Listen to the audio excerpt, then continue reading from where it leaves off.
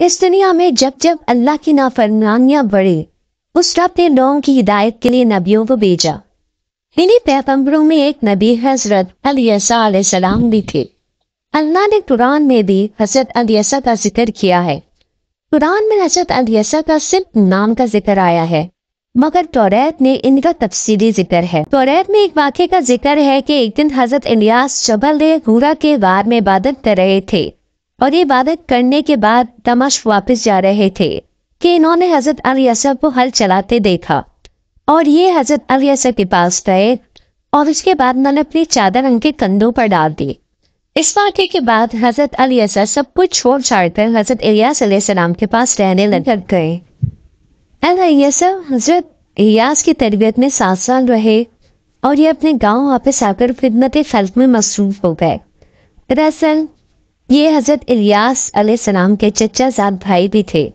حضرت الیاس کے انتقال کے بعد اللہ نے آپ کو نبوت عطا کی، اور حضرت عیسیٰ بہت ہی صاف و شفاف ہوا کرتے تھے، بال سنبھلے ہوا کرتے تھے، اور ہاتھ میں اکثر عصا ہوا کرتا تھا۔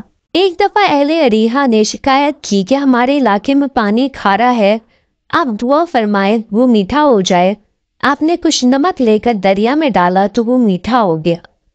ایک دفعہ جب دمشق کے بادشاہ کو برص کی بیماری ہوئی، تو اس کو کہا کہ میں اپنے ہاتھ لگائے ہوئے پانی کو دیتا ہوں، تم اس سے نہا لینا، انشاءاللہ اس سے تم بالکل ٹھیک ہو جاؤ گے، اور وہ واقعی بالکل ٹھیک ہو گیا۔ ایک دفعہ عیسیٰ دعوت تبلیغ کے سلسلے میں بیت امیر کی طرف سفر کر رہے تھے کہ اس دور میں یہ شہر برائی میں مبتلا تھا۔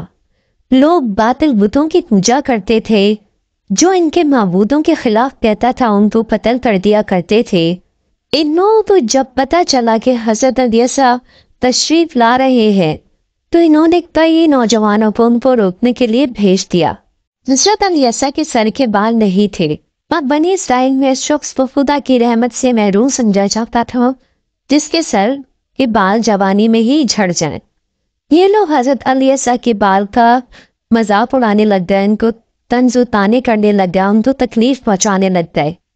یہ اچانک سے غیب الہی کی طرف سے مدد جوش میں آئی، اور 2 ریچھ چنگھاڑتے ہوئے ان کے سامنے آ گئے، اور ان ریچھوں نے ان پر حملہ کر کے فونا فون کر دیا، اور یہ الٹے پاؤں بھاگ گئے۔ تو اس طرح سے ان 2 ریچھوں نے حضرت عیسیٰ کی مدد کی اور ان کو بچایا۔ یہ تھا وہ واقعہ جو بڑا ہی مستند ہے اور بہت مشہور ہے۔